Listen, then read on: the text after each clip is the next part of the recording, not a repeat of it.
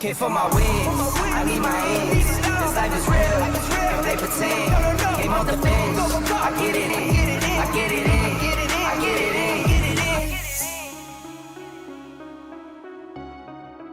in. So I'm just going to start by putting the wheels on, lowering the car down and moving it back because the legs of the lift are in the way. And then I'm just going to start filling and sanding. So I'll just fire you guys straight onto a time lapse and get started.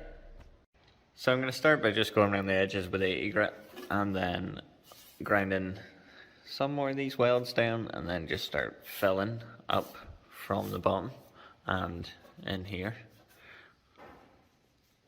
So yeah, I'll fire you guys on a time lapse and get cracking. Also, I feel like I didn't actually address this in the last video, but the shroud of my welder is completely screwed and there is a part missing from inside the welder.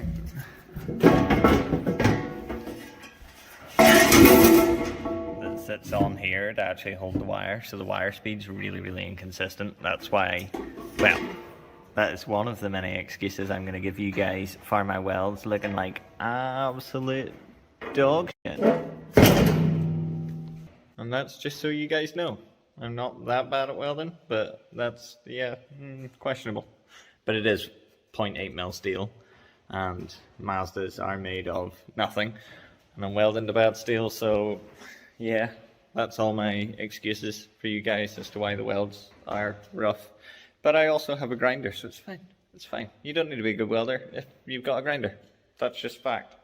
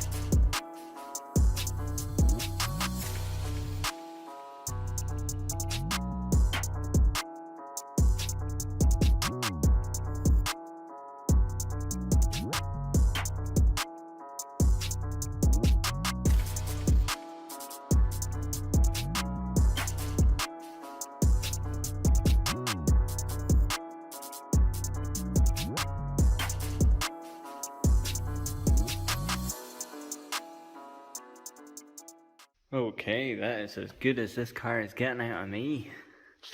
So it's all smoothed in perfect. It's a little rougher underneath, but again, that's underneath, and then here, that's a little bit rough back here, but more than presentable for the car that it is. So what I'm going to do now is mask it all off ready for the stone chip, and then scuff up to the masking tape with some red scotch.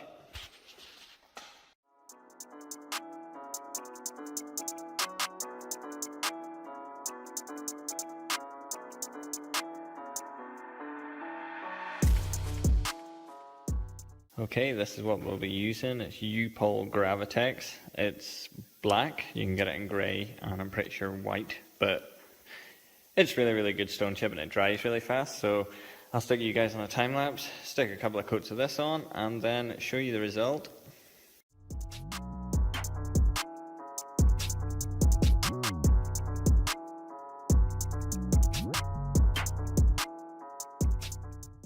Okay, and this is the final product. So as you can see, it adds texture to it, but there is actually already a stone chip line up to here. It's just not as harsh as what we've just done. But as you can see, it's all coming out real nice. I mean, you could just leave it like that. It doesn't look the worst. But what we are going to do is let this dry, key it down, hit it with some white wet on wet primer, and then fire some red over it. But yeah. Definitely a decent enough repair, again, for the value of the car. Now just the other side to do.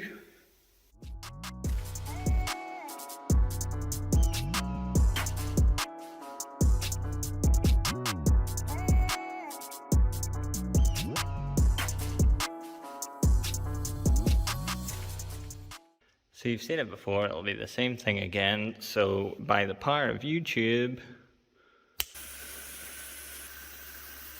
I wasn't going to leave you guys out of the fun bit, so I'm going to start stone chipping this and unmasking it, and I'll leave you guys on the video.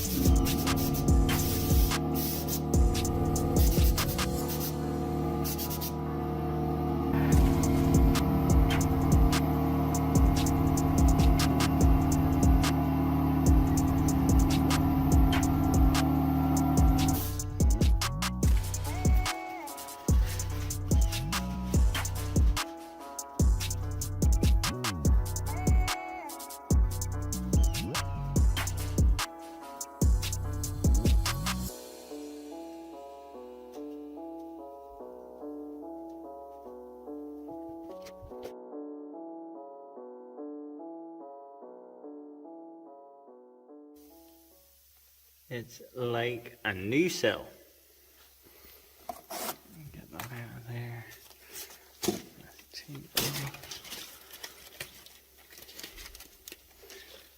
Yeah, so all in, it's looking pretty good. And rather than try and force dry it and then paint it tonight, I'm just going to leave it tonight, come back in tomorrow, wet and wet primer, base clear, finished. So I'm going home to get food. So we are back and it is warm today, so I'm going to get this done as quick as possible so I can go home. Plan is, key down the stone chip with some 400 or some red scotch or something, white wet on wet primer, and then base and clear. Just time lapse it, get it done. The reason for the white wet on wet primer is just so the red covers it far faster, because trying to put base straight over that stone chip, it's not happening, not red anyway. So I'm going to hunt down the paint coat on this thing, then mix the paint up, get it masked up, get it keyed up, and start painting. It's so warm. This is like the hottest day of the year so far, and I am feeling it. Also, this is a prime time for you guys to scroll down, like the video if you like the video, and subscribe if you are not subscribed. If you stick about to the end of the video, we're going to be talking about the plans for the E36, so stay tuned.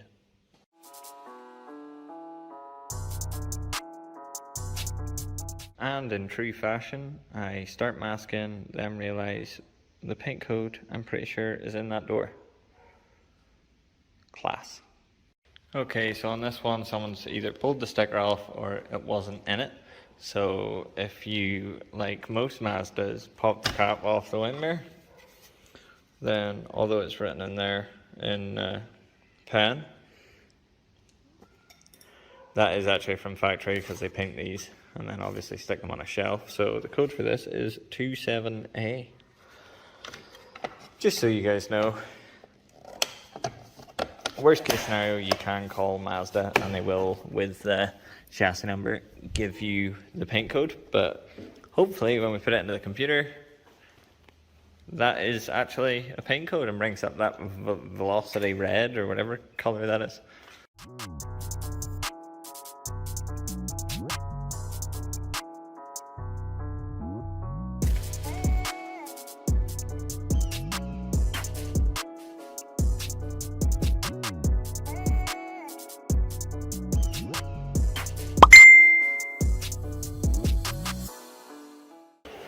Okay, that's it all bagged up, both sides. So, I was gonna wet on wet this with some white primer, but I don't have any hardener for it, and I can't get any today, so I'm painting it. So I'm just gonna lash the base coat straight over the stone guard, and yeah, hope that it covers well enough. At the end of the day, it's never going to be a perfect repair. It's a stone chip line half out the quarter, but I am sick of this car now and I want it gone, so it is getting painted today. Paint is mixed up and in the gun. So let's get started. I imagine this is going to take a lot of coats before it's red, but sure.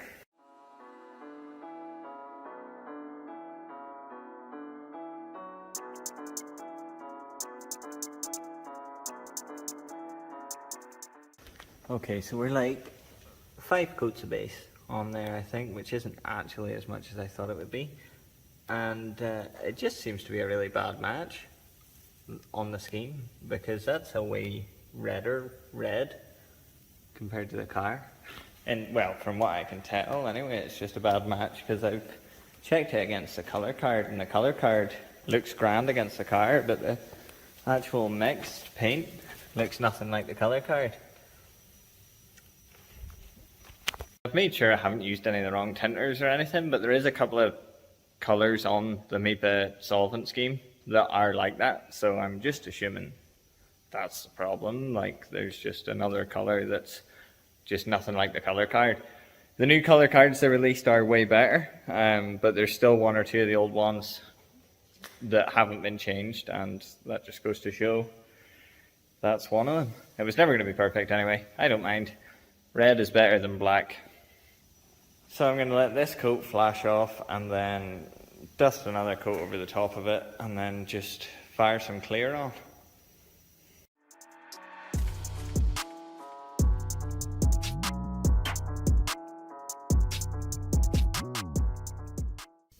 And this is the result. It's actually nowhere near as bad as I thought it was going to be. I think when I was putting the base coat on, it just looked a whole lot redder. But yeah, it's still wet. I pulled it off whilst it was wet, so it didn't pull the clear off with it. So it didn't pull the clear off with the masking tape. But it's definitely a whole lot better than it was. Anyway, you couldn't complain. I'm going to let it dry off for another 5-10 minutes. That's 5-minute clear anyway, so it shouldn't be long before I can take it outside in this heat. So I'll show you guys the finished product outside, and then we will start talking about the E36.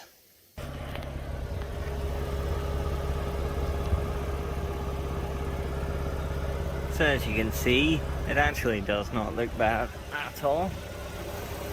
I'm still going to take a bit of masking off underneath where I've masked up some of the clips, but all things considered, it's a whole lot better than what it was. I even kept like the original stone chip line in it to try and just distract from the fact that it's there.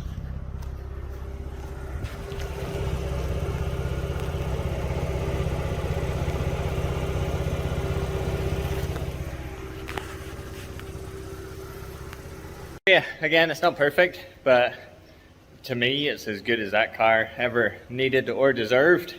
So, on to the E36. So, the E36. I really want to get drifting that car. It's a 318 IS, and there's a whole lot missing.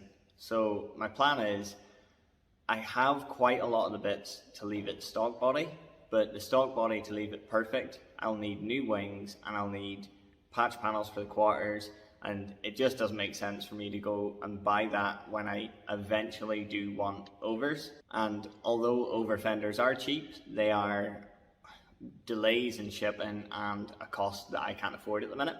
So my plan is to leave it stock body, weld the patches into the arches, fiberglass bits and pieces, try and leave it looking good for the meantime. It's not going to be a permanent repair, because further down the road we will be cutting the arches, cutting the wings, and putting over fenders on it. That seems to be the cheapest way for me to do it straight away.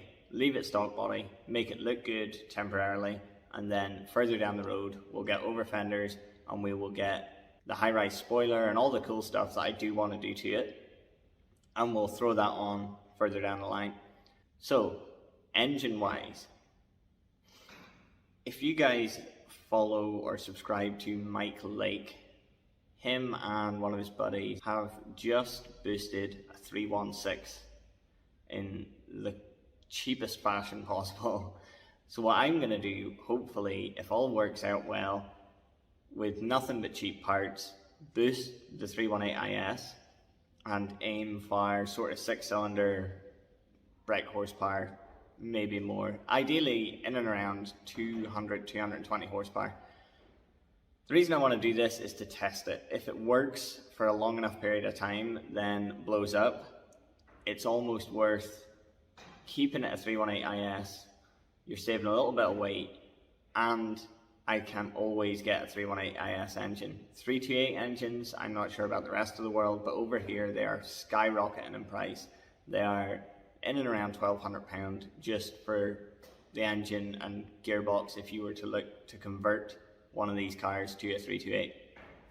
That's not happening. So hopefully, fingers crossed, the boosted 318 IS sort of 8 to 10 PSI gets us in and around the 6-cylinder brake horsepower without paying the 6-cylinder price figure. Now, I'm not certain that's what we're going to do, but I'm pretty confident that we're going to give it a go. I am still pricing up parts and finding out who can ship to us right now. I'm based in Northern Ireland, so it's really hard for us to get stuff at the minute with COVID and Brexit and all this, and paying import tax now, and so it's extremely confusing to work out what we can and can't actually get. But I am working on it. The E36 algorithmically is a great thing for the growth of the channel. I've noticed it in the views even on the first video that they are way better than any of the other videos we've done to date. So I do want to get started on it, and I do want to make a great car for the track and street out of it. But I am this close to being 100% decided on everything. I am just sourcing parts. So although the E36 is bringing the most traffic to the channel, it is still a little way away from me actually starting the project. As I say, I don't want to start it and then stop because we've not got parts, then start it and then stop again. I would like to have at least 80% of the parts all together, and then we can just get stuck in and get the E36 to the track. So the reason the E36 is becoming a track car and street car is because I can drive it to the track, take it on the track and drive it home. And a lot of people are probably thinking, well, especially from Northern Ireland, are thinking, why ruin an E36 as a track car? This car in my brain is standing me zero money at the minute, and even though finished it would be worth something, I really want to hone in skills and actually get good drifting.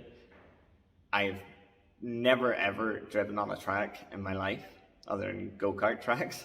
So I've done quite a lot of drifting, but on like private land and Mexico and things. So I just want to be able to have a car that I can jump in, take to the track and get some serious seat time in, and I'm hoping that this is going to be it. Again, other parts of the world you maybe pick these cars up really easily and cheaply, but over here they are getting rarer, and drift tax is a real thing in Northern Ireland, where anything that can be used as a drift car in any way, shape or form has just shot up in value anyway. I considered a 350Z or something like that, but when I already have this, I would have to finish this properly, weld in quarters, do all that, then sell it to buy a 350Z, and that just eats so much time. And I would really like at least this year to get some seat time in the car, sort of work out where I stand with it, and then make my adjustments for the next drift season. Again, I don't know anything about actual competitive drifting or even drift days. I've never been to one, so this is all a learning curve for me. It's sat about that long that the money that I did pay for it and put into it to date really is forgotten about because it was so long ago. So it's like a zero cost drift car to start off with, and it's a great project for the channel. I've never set up an E36 drift car. I've set them as street drift cars, but I've never set one up for the track. So all the advice that you guys can offer is very much appreciated. So yeah, make sure you guys are subscribed because the E36 will be making an appearance in the not too distant future. So for you guys that don't follow me on TikTok, you didn't get the update, but the pit bike is probably going to be part of a giveaway. So yeah, I'll keep you guys posted. I don't really know how you do a giveaway on YouTube. I've never done one before, but we will work it out and we will give it to someone.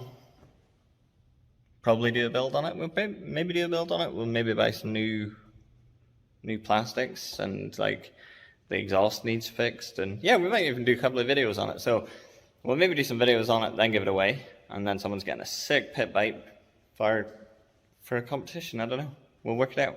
Also, we're almost at 100 subscribers. I know that doesn't sound like much to anybody, but I am super stoked by 100 subscribers. It's so difficult to like grow a YouTube channel, and yeah, I appreciate you guys. I appreciate you. So I hope you guys have enjoyed the Rx8 videos, although they were a little bit different than normal.